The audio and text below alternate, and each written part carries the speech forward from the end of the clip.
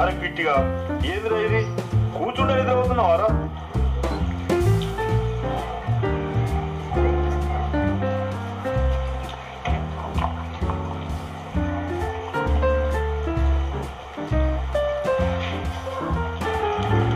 ఈ భార్యకి ఎట్లా ఉందిరా?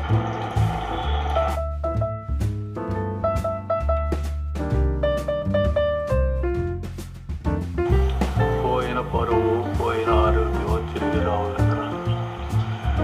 నా భార్య చూసే పిచ్చిదానికి వల్ల నా కూతురు కోసం